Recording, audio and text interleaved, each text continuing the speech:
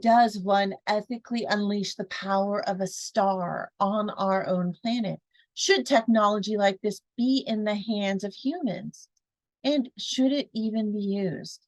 These are just some of the questions that director Christopher Nolan examines in his new film about the creation and use of the atomic bomb in 1945. Oppenheimer might be the most important film in decades, but before I get into that, let me just say that the story and the cast were remarkable. So this review will be a little different, getting into the film itself. And then the second half of the review, I'm going to dig into the story of the technology within the film and why that matters. So stay with me because I don't think this is something that many others are really talking about. So while you're here, please do hit subscribe. It would absolutely make my day. All right, so the cinematography, the lighting, and the imagery are exceptional. They are woven together into the fabric of the film, creating moments of stress and relief and anxiety that are perfectly timed with the soundtrack. If you see the film in the theater, you're going to feel this film in a way that you won't get at home. So definitely check it out in IMAX if you can. The structure of the Oppenheimer story is done in 3 parts that are intertwined, giving you just enough information to take you to the next part of the story. It's really cleverly done. We start with the story's frame, which is the 1959 congressional hearing for Louis Strauss's nomination as Secretary of Commerce. Strauss is played by Robert Downey Jr., and I think he'll likely get an Academy Award nomination for this role. He is exceptional. During the hearing, Strauss is asked to explain his relationship with J. Robert Oppenheimer and the choices that he made in his career related to the famed physicist. This part of the story is filmed in black and white to clearly set it apart from the other 2 stories being told. The second story is the hearing to revoke Oppenheimer's security clearance. The hearing is conducted in, I think it's 1954, and they're trying to tie him to the Communist Party as grounds for revoking his clearance, which is a bold move to destroy Oppenheimer's credibility, reputation, and career. Interspersed within the security clearance hearing is the third story, which is Oppenheimer's personal story, kind of laying out his academic life, his research, his career, including his decision to lead the team that developed the atomic bomb. Oppenheimer is played by Cillian Murphy, who also deserves an Oscar nomination for this role. His wife, Kitty, is played by Emily Blunt, who does a great job throughout the film. But I have to say, she steals the show in the scene where she testifies in the security clearance hearing. Just wait for that. You're going to love that scene. Throughout the film, we get some easy to digest theoretical quantum physics lessons. I don't know. Do you believe me? You should believe me because I really mean it. It is pretty easy to kind of get the gist of what they're getting into there so that we can understand just how far out there this science was at the time. I mean, this is the 1940s. They're just starting to think about this stuff. Then, as the story progresses, they step us through the core part of the research, the disagreements that they have, the risks that they're taking, and the fears that Oppenheimer has about the technology that's being created.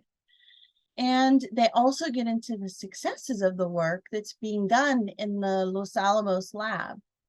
So the film is 3 hours long. And when I was going into the film, I was thinking, you know what, there's got to be places to cut. This sounds so bloated. And so I was prepared to bring a list of different parts, different scenes, different pieces that I thought could be taken out of the film to make it a bit tighter and a bit more seamless.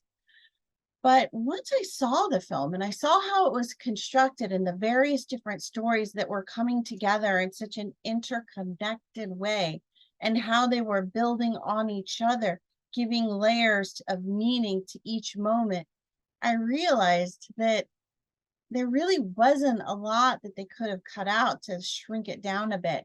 So, honestly, other than needing to have like a bathroom break somewhere in the middle of that 3 hours, it didn't really feel like a 3 hour film.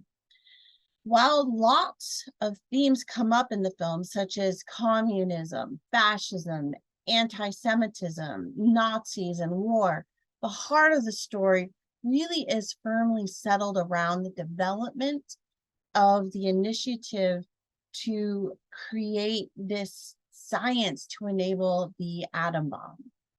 And so here we have these scientists who are coming together to create a nuclear weapon, the ultimate use of that weapon, and inevitably the later proliferation of weapons of mass destruction.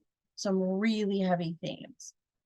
Again, yeah, heavy movie, but it's constructed in a way that is smart and sensitive and doesn't shy away from the need to think about how much the development of such weapons will generate an equal reaction among our allies as well as our enemies, creating more and more and more weapons across the globe.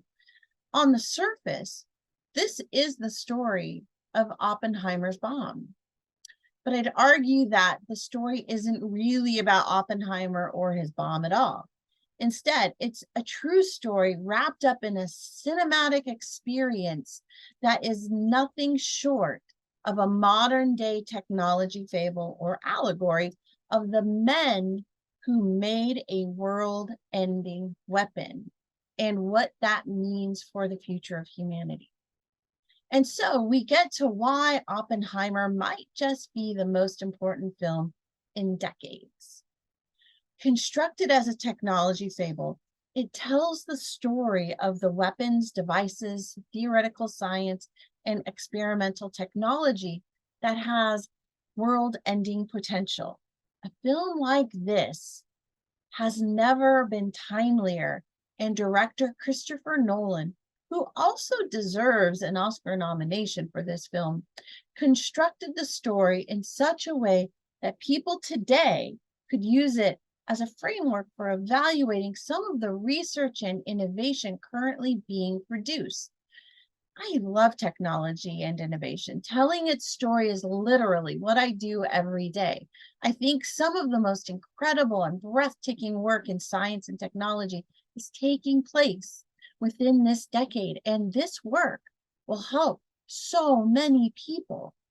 It will solve so many problems, and it will change everything. For good or ill, our emerging innovations will change the world as we know it.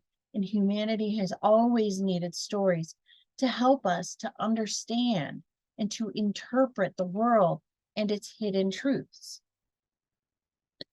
So this film was written and directed for a modern, technology-savvy audience who can connect the dots and make inferences that transfer from one technology to another and from one moment in time to another.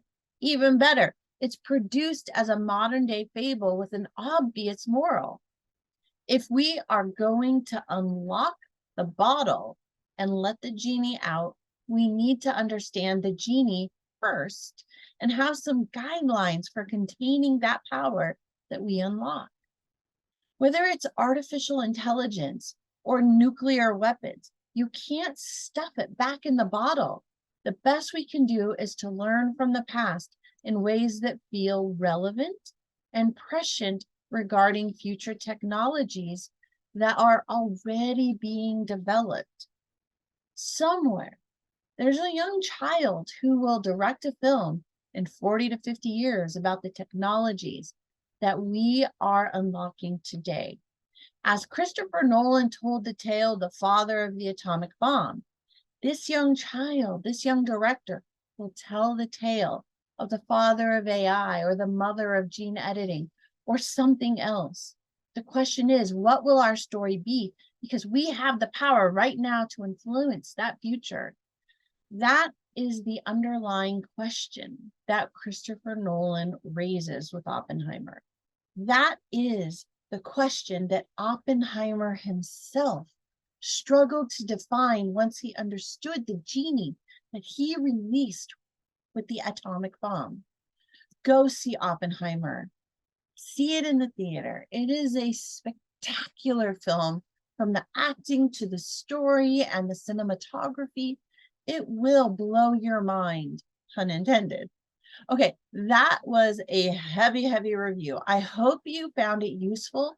And if you did, please hit the subscribe button and get more videos. Thanks again, everyone. I will catch you later. Bye.